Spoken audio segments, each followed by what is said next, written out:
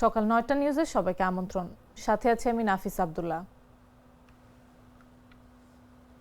সব জল্পনা কল্পনার অবসান ঘটিয়ে দীর্ঘ ১৭ বছরের বেশি সময় পর দেশে ফিরছেন বিএনপির ভারপ্রাপ্ত চেয়ারম্যান তারেক রহমান। আগামী ২৫ ডিসেম্বর সেই প্রতীক্ষার অবসান হচ্ছে। তবে তারেক রহমানের এই ফেরা নিয়ে জনমনে তৈরি হয়েছে বেশ কিছু কৌতূহল। এর মধ্যে সবচেয়ে বড় প্রশ্ন, লন্ডন থেকে ঢাকায় ফেরার পথে তিনি কেন প্রথমে সিলেটে যাবেন, কি আছে এই রুটের পেছনে, আর এই রুটের পেছনের প্রেক্ষাপট এবং দেশে ফেরা উপলক্ষে নেওয়া প্রস্তুতি নিয়ে বিস্তারিত জাগো ডেস্ক রিপোর্টে। সব জল্পনা কল্পনার অবসান ঘটিয়ে দীর্ঘ ১৭ বছরের বেশি সময় প্রবাস জীবনের ইতি টেনে দেশে ফিরছেন বিএনপির ভারপ্রাপ্ত চেয়ারম্যান তারেক রহমান। আগামী ২৫ ডিসেম্বর কাটছে সেই দীর্ঘ প্রতীক্ষার অবসানের অপেক্ষা। তারেক রহমানের দেশে ফেরা নিয়ে উচ্ছ্বসিত বিএনপির নেতাকর্মীরা। কিভাবে দলের শীর্ষ নেতাকে সংবর্ধনা দেবেন সে নিয়ে ব্যতিব্যস্ত তারা। শীর্ষ নেতার দেশে ফেরা উপলক্ষে সংবর্ধনা অনুষ্ঠান আয়োজনে ঢাকা বিভাগীয় কমিশনারের অনুমতি পেয়েছে দলটি। দলনেতাকে সর্বোচ্চ নিরাপত্তা দিতে চান তারা। রাজধানীর খিলক্ষেতের ৩০০ ফিট এলাকায় গণসংবর্ধনা অনুষ্ঠানের আয়োজন চলছে। তারেক রহমানের জন্য ঠিক করা হয়েছে বাড়িও। বিভিন্ন সূত্র থেকে জানা গেছে, বাংলাদেশ বিমানের ফ্লাইটে লন্ডন থেকে সিলেট হয়ে ঢাকায় ফিরবেন তারেক রহমান। সঙ্গে থাকবেন মেয়ে জাইমা রহমানও। কিন্তু অনেকের মনে প্রশ্ন, কেন আগে সিলেটে নামবেন তারেক রহমান? দলীয় সূত্রে জানা গেছে, আগামী ২৫ ডিসেম্বর বেলা ১১টার পর তারেক রহমানকে বহনকারী ফ্লাইট ঢাকায় অবতরণ করবে। তার আগে সিলেটের যাত্রাবিরতি দেবে ফ্লাইটটি। তবে নিরাপত্তার স্বার্থে বিমান থেকে নামবেন না তারেক। সূত্র বলছে, রাজনৈতিক ব্যক্তিত্বদের ক্ষেত্রে লন্ডন সিলেট ঢাকা রুট ব্যবহার নতুন কিছু নয়। এর আগেও বিএনপি চেয়ারপারসন খালেদা জিয়া একই রুটে দেশে ফিরেছিলেন। ২০০৭ সালে ১/১১ রাজনৈতিক পট পরিবর্তনের পর তারেক রহমান গ্রেফতার হন। ২০০৮ সালে কারামুক্ত হয়ে চিকিৎসার জন্য সপরিবারে যুক্তরাজ্যে যান তিনি। এরপর দীর্ঘ সময় সেখানেই অবস্থান করেন। গেল বছর ৫ আগস্ট ছাত্র জনতার গণ অভ্যুত্থানে আওয়ামী লীগ সরকার ক্ষমতাচ্যুত হলে পরবর্তী সময়ে বিভিন্ন মামলায় তারেক রহমানের সাজা বাতিল হয় এবং কিছু মামলায় তিনি আইনি প্রক্রিয়ায় অব্যাহতি পান। অবশেষে নিরপরাধ হয়েই দেশে ফিরছেন তারেক রহমান। নিউজ ডেস্ক, জাগো নিউজ। দীর্ঘ নির্বাসনের অবসান ঘটিয়ে বিএনপির ভারপ্রাপ্ত চেয়ারম্যান তারেক রহমানের স্বদেশ প্রত্যাবর্তনকে ঘিরে রাজধানীর পূর্বাচল ৩০০ ফিট এলাকায় তৈরি হচ্ছে এক ঐতিহাসিক দৃশ্যপট। মাত্র কয়েকদিনের ব্যবধানে যেন রূপ নিয়েছে এক জনসমুদ্রে। কুড়িল থেকে ৩০০ ফিট পর্যন্ত সড়কের দুই পাশে ব্যানার, ফেস্টুন আর স্লোগানে মুখর চারপাশ। সবকিছুই জানান দিচ্ছে একটি বড় দিনের আগমনী বার্তা। ৩০০ ফিট এলাকায় নির্মিত হচ্ছে বিশাল সংবর্ধনা মঞ্চ। ৪৮x৩৬ ফুটের এই মঞ্চে শেষ মুহূর্তে ডেকোরেশনের কাজ চলছে। মঞ্চ ঘিরে নিরাপত্তার তদারকিতে রয়েছে চেয়ারপারসন, সিকিউরিটি ফোর্স সহ আইন শৃঙ্খলা বাহিনী। ইতোমধ্যে দেশের বিভিন্ন জেলা থেকে নেতাকর্মীরা ঢাকায় আসতে শুরু করেছেন। কেউ মঞ্চের সামনে দাঁড়িয়ে ফেসবুক লাইভ করছেন, কেউ বা স্লোগানে পুরো এলাকা মুখরিত করে তুলছেন। বিএনপি নেতারা বলছেন, ২৫ ডিসেম্বর তারেক রহমানকে স্বাগত জানাতে ২০ লাখের বেশি মানুষের সমাগম ঘটানোর প্রস্তুতি সম্পন্ন হয়েছে। বিশেষ ট্রেন, অতিরিক্ত কোচ, নিরাপত্তা ব্যবস্থা সব মিলে ৩০০ ফিট এলাকা প্রস্তুত এক স্মরণীয় ইতিহাসের সাক্ষী হতে।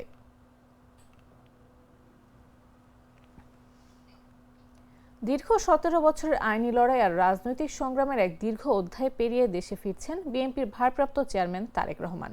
২০০৭ সালে গ্রেফতার থেকে শুরু করে কারাভোগ, নির্যাতন, প্রবাস জীবন এবং একের পর এক মামলার মুখোমুখি হওয়ার গল্প সব মিলিয়ে তারেক রহমানের রাজনৈতিক জীবনে এটি এক ব্যতিক্রমী অধ্যায়। সে কঠিন সময় পেরিয়ে অবশেষে মামলা মুক্ত হিসেবেই দেশে ফিরছেন তিনি। তার এই প্রত্যাবর্তনকে বিএনপি দেখছে বীরের ফেরা হিসেবে। বিস্তারিত জাগো ডেস্ক রিপোর্টে। ২০০৭ সালের ৭ মার্চ মইনুল রোডের বাসা থেকে গ্রেফতার করা হয় বিএনপির তৎকালীন সিনিয়র যুগ্ম মহাসচিব তারেক রহমানকে। এরপর শুরু হয় অমানবিক নির্যাতন। অজ্ঞাত স্থানে আটকে রেখে চোখ বেঁধে ১৮ ঘণ্টা চলে নির্যাতন।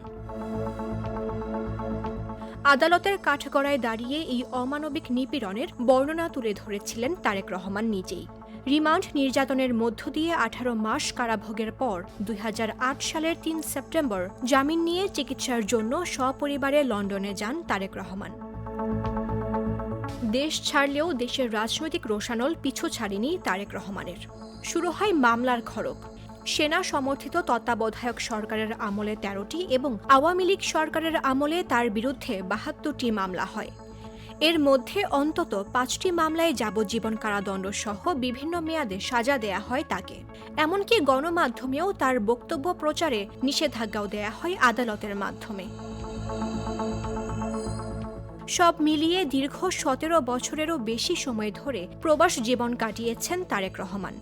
তবে অবশেষে সেই প্রবাস জীবনের ইতি টানছেন বিএনপির এই শীর্ষ নেতা। আওয়ামী লীগ সরকার পতনের পর খোলে তার দেশে ফেরার দুয়ার। রাজনৈতিক পট পরিবর্তনের পর একে একে সব মামলা থেকে খালাস পান তারেক রহমান। বিএনপির আইনজীবীরা বলছেন, নির্বাহী আদেশে মামলা থেকে মুক্ত করার প্রস্তাব দেয়া হয় অন্তর্বর্তী সরকারের পক্ষ থেকে। কিন্তু লাখ লাখ নেতাকর্মীর বিরুদ্ধে মামলা প্রত্যাহার না হওয়ায় নিজেকে মামলা মুক্ত করতে আইনি পথই বেছে নেন তিনি। আইনি প্রক্রিয়ার মাধ্যমে মামলা মুক্ত হন তারেক রহমান। দলটির আইনজীবীরা বলছেন, তারেক রহমান নিরপরাধ ব্যক্তি হিসেবেই দেশে ফিরছেন। যদিও এর নেপথ্যে রয়েছে দীর্ঘ আইনি লড়াই ও রাজনৈতিক সংগ্রামী নেতারা বলছেন বীরের বেশে ফিরবেন তাদের নেতা। আগামী ২৫ ডিসেম্বর দেশের মাটিতে পা রাখতে যাচ্ছেন তারেক রহমান। অংশ নেবেন জাতীয় নির্বাচনে।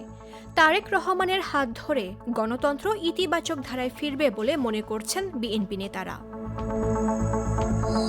মামদুহা রাইসা, জাগো নিউজ। দেশের বাজারে সোনার দাম বাড়ানোর ঘোষণা দিয়েছে বাংলাদেশ জুয়েলার্স সমিতি। সোনার দাম প্রতি ভরিতে সর্বোচ্চ ৪,২০০ টাকা পর্যন্ত বাড়ানো হয়েছে। ফলে ভালো মানের সোনার দাম বেড়ে ২,২২,০০০ টাকা ছাড়িয়েছে। এটি দেশের ইতিহাসে সর্বোচ্চ সোনার দাম। মঙ্গলবার বাজুসের এক বিজ্ঞপ্তিতে এসব তথ্য জানানো হয়েছে। নতুন দাম বুধবার থেকে কার্যকর হবে।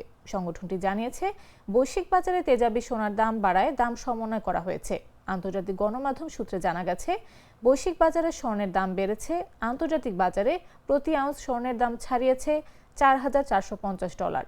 নতুন দাম অনুযায়ী সবচেয়ে ভালো মানের বা ২২ ক্যারেটের ১ ভরি স্বর্ণের দাম ২,২৬,২৮২ টাকা, ২১ ক্যারেটের প্রতি ভরি ২,১৬,০১৭ টাকা, ১৮ ক্যারেটের প্রতি ভরি ১,৮৫,১৬৬ টাকা এবং সনাতন পদ্ধতির প্রতি ভরি স্বর্ণের দাম ১,৫৪,৩১৫ টাকা। স্বর্ণের দামের সঙ্গে রূপার দামও বাড়ানো হয়েছে। ২২ ক্যারেটের ১ ভরি রূপার দাম ৫,১৩২ টাকা। এছাড়া ২১ ক্যারেটের প্রতি ভরি রূপা ৪,৮৯৯ টাকা, ১৮ ক্যারেটের প্রতি ভরি ৪,২০০ টাকা এবং সনাতন পদ্ধতির প্রতি ভরি রূপার দাম ৩,১৪৯ টাকা।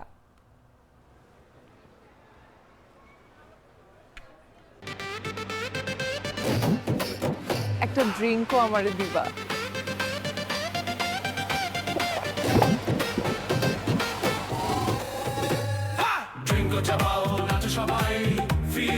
ড্রিঙ্কো হাতে তোমার বিয়ের, হলুদের অথবা রিসেপশনের নাচের ভিডিও #ড্রিঙ্কো দিয়ে শেয়ার করে জিতে নিতে পারো সিঙ্গাপুর হানিমুন ট্রিপ। নারায়ণগঞ্জের রূপগঞ্জের তারা পৌরসভার সাবেক কাউন্সিলর ও আওয়ামী লীগ নেতা নজরুল ইসলাম মফিজ সহ ৪ জনকে গ্রেফতার করেছে পুলিশ। মঙ্গলবার উপজেলার বিভিন্ন এলাকা থেকে অভিযান পরিচালনা করে তাদের গ্রেফতার করা হয়। গ্রেফতারকৃতরা হলেন তারাবো পৌরসভা ৪ নম্বর ওয়ার্ডের সাবেক কাউন্সিলর নজরুল ইসলাম মফিজ, দাউদপুর ইউনিয়ন যুবলীগের সমাজ কল্যাণ ও সাংস্কৃতিক সম্পাদক রুবেল মিয়া ও সুজন মিয়া ও হোসেন আলী। রূপগঞ্জ থানার ভারপ্রাপ্ত কর্মকর্তা সবজেল হোসেন বলেন, আইনশৃঙ্খলা বিনষ্ট, নাশকতার পরিকল্পনা ও বিভিন্ন অপরাধে জড়িত থাকার অভিযোগে যুবলীগ নেতা রুবেল মিয়া ও তারাবো পৌরসভার সাবেক কাউন্সিলর নজরুল ইসলাম মফিজকে আটক করা হয়। অন্যদিকে পৃথক ঘটনায় মুরাপাড়ার মঙ্গলখালী এলাকায় ডাকাতি প্রস্তুতিকালে সুজন মিয়া ও হোসেন আলী নামে আরও ২ জন সহ মোট ৪ জনকে গ্রেফতার করা হয়েছে। আওয়ামী লীগ সরকারের আমলে মফিজ ও রুবেলের বিরুদ্ধে ক্ষমতার অপব্যবহার একাধিক অভিযোগ রয়েছে। আইনি প্রক্রিয়া শেষে তাদের নারায়ণগঞ্জ আদালতে পাঠানো হয়েছে।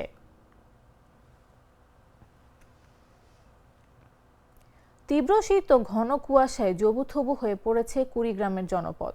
কুয়াশার কারণে জেলার সড়কগুলোতে দিনের বেলাতেও হেডলাইট জ্বালিয়ে যানবাহন চলাচল করছে। হাড় কাঁপানো ঠান্ডায় সাধারণ মানুষের স্বাভাবিক জীবনযাত্রা মারাত্মকভাবে ব্যাহত হচ্ছে। এদিকে গত কয়েকদিনের হাড় কাঁপানো ঠান্ডায় চরম বিপাকে পড়েছেন শিশু, নারী ও বৃদ্ধরা। বুধবার সকাল ৬টায় জেলায় ১১.৫ ডিগ্রি সেলসিয়াস তাপমাত্রা রেকর্ড করা হয়েছে। বাতাসের আর্দ্রতা জেলার প্রায় 450 চরাঞ্চলে শীতের প্রকোপ দিন দিন বৃদ্ধি পাচ্ছে। বৃষ্টির মতো ঝরে পড়া কুয়াশায় কাজের সন্ধানে ছুটে চলা মানুষজন পড়ছেন ভোগান্তির মুখে। তীব্র ঠান্ডায় সবজি ক্ষেত ও বীজতলা নষ্ট হওয়ার সম্ভাবনা নিয়ে তাদের দুশ্চিন্তা দিন দিন বেড়েই চলেছে। রাজারহাট কৃষি আবহাওয়া পর্যবেক্ষণাগারে ভারপ্রাপ্ত কর্মকর্তা সুবল চন্দ্র বলেন, জেলায় আজ সকাল 6টায় সর্বনিম্ন তাপমাত্রা রেকর্ড করা হয়েছে 11.5 ডিগ্রি সেলসিয়াস এবং বাতাসের আর্দ্রতা ছিল 100। চলতি সপ্তাহে জেলার মৃদু শৈত্যপ্রবাহ বয়ে যেতে পারে।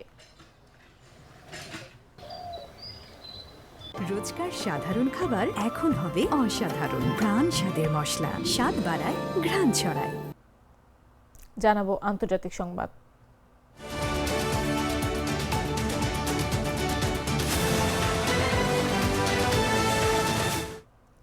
কূটনৈতিক উত্তেজনার মধ্যেই মঙ্গলবার ফের দিল্লিতে বাংলাদেশের হাই কমিশনার রিয়াজ হামিদুল্লাহকে তলব করেছে ভারত। এর কয়েক ঘন্টা আগে বাংলাদেশ পররাষ্ট্র মন্ত্রণালয় ঢাকায় নিযুক্ত ভারতের হাই কমিশনার প্রণয় ভার্মাকে ডেকে পাঠায়। ভারতে বাংলাদেশি কূটনৈতিক মিশন লক্ষ্য করে একাধিক ঘটনার বিষয়ে গভীর উদ্বেগ জানাতে তাকে তলব করা হয়েছে। চলমান উত্তেজনার প্রেক্ষাপটে এটি দ্বিতীয়বারের মতো দুই দেশের কূটনীতিকদের তলব করার ঘটনা। এদিকে নিরাপত্তা জোরদার করতে নয়াদিল্লিতে অবস্থিত বাংলাদেশ হাই কমিশনের সামনে প্রায় 15,000 নিরাপত্তা সদস্য মোতায়েন করেছে ভারত। সম্প্রতি ভারতে বাংলাদেশের কূটনৈতিক মিশন ও ভিসা সেবা কেন্দ্রগুলোকে ঘিরে নিরাপত্তা পরিস্থিতি ক্রমেই উদ্বেগজনক হয়ে উঠেছে।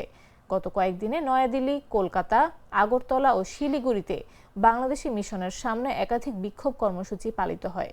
কোথাও কোথাও বিক্ষোভকারীরা সরাসরি ভিসা সেবা কেন্দ্রের কার্যক্রমে বাধা সৃষ্টি করে। এই পরিস্থিতির প্রেক্ষাপটে নয়াদিল্লিতে বাংলাদেশ হাইকমিশন সাময়িকভাবে কনসুলার ও ভিসা সংক্রান্ত সেবা বন্ধ রাখার সিদ্ধান্ত নেয়। হাইকমিশনের ফটকে টানানো এক নোটিশে জানানো হয়, পরবর্তী নির্দেশ না দেওয়া পর্যন্ত এসব কার্যক্রম স্থগিত থাকবে।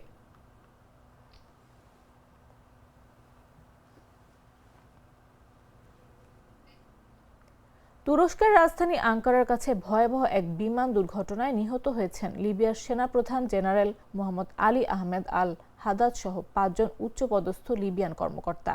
মঙ্গলবার রাত 23 ডিসেম্বর আঙ্কারা থেকে ত্রিপোলি ফেরার পথে এই দুর্ঘটনা ঘটে। তুরস্কের স্বরাষ্ট্রমন্ত্রী আলী ইয়ারলিকায়া জানান, ফ্যালকন 50 মডেলের বিজনেস জেটটি রাত 8:10 আঙ্কারার এসেন বোগা বিমানবন্দর থেকে উড্ডয়ন করে। তবে 8:52 বিমানটির সঙ্গে কন্ট্রোল রুমের রেডিও যোগাযোগ বিচ্ছিন্ন হয়ে যায়। নিখোঁজ হওয়ার আগে বিমানটি জরুরি অবতরণের অনুরোধ জানিয়েছিল। পরে আঙ্কারা থেকে 74 কিলোমিটার দূরে হাইমানা জেলার কেসিক কাবাক গ্রামের কাছে ধ্বংসাবশেষ উদ্ধার করে তুর্কি জেন্ডারমারি। এই ঘটনায় গভীর শোক প্রকাশ করেছেন লিবিয়ার প্রধানমন্ত্রী আব্দুল হামিদ দাবেইবা। তিনি একে জাতির জন্য অপূরণীয় ক্ষতি বলে উল্লেখ করেন। আল হাদাদ ছিলেন একজন পেশাদার, নিরপেক্ষ ও শ্রদ্ধেয় সামরিক নেতা। তার মৃত্যু লিবিয়ার সামরিক প্রতিষ্ঠানে বড় শূন্যতা তৈরি করল।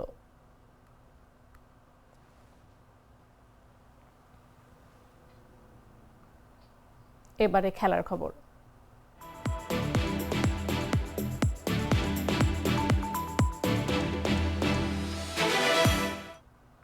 ভারতের কিংবদন্তি ক্রিকেটার সুনীল গাভাস্কারের ব্যক্তিসত্তা সুরক্ষায় নজিরবিহীন রায় দিয়েছে দিল্লি হাইকোর্ট।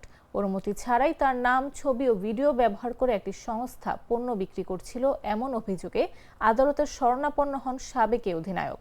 গাভাস্কারের আবেদনে সাড়া দিয়ে বিচারপতি মনমিত প্রীতম সিং অরোরা নির্দেশ দিয়েছেন, অনুমতি ছাড়া আর কোনো ব্যক্তি বা প্রতিষ্ঠান ব্যবসায়িক স্বার্থে গাভাস্কারের নাম, ছবি কিংবা ভিডিও ব্যবহার করতে পারবে না। আদালতের নির্দেশ অনুযায়ী যেসব সংস্থা ইতোমধ্যে সামাজিক যোগাযোগ মাধ্যম বা অন্যান্য প্ল্যাটফর্মে এসব ব্যবহার করেছে, তাদের 72 ঘন্টার মধ্যে সব কন্টেন্ট সরিয়ে ফেলতে হবে। এমনকি সামাজিক মাধ্যমের পোস্টও মুছে ফেলার নির্দেশ দেওয়া হয়েছে। একটি সংস্থা দাবি করেছিল, তাদের পণ্য গাভাস্কারের পছন্দের যা ছিল সম্পূর্ণ বিভ্রান্তিকর। বিষয়টি জানাজানি হতেই ক্ষুব্ধ হন তিনি এবং আইনি লড়াইয়ে নামেন। এর মধ্য দিয়ে ভারতের প্রথম ক্রীড়াবিদ হিসেবে ব্যক্তিসত্তা রক্ষায় দৃষ্টান্ত স্থাপন করলেন সুনীল গাভাস্কার। এর আগে অমিতাভ বচ্চন, ঐশ্বরিয়া রায়ের মতো তারকারা এমন সুরক্ষা পেয়েছেন। বিশ্বজুড়েও রোনালদো, মেসি, মাইকেল জর্ডানের মতো তারকারা এই অধিকার সুরক্ষিত করেছেন।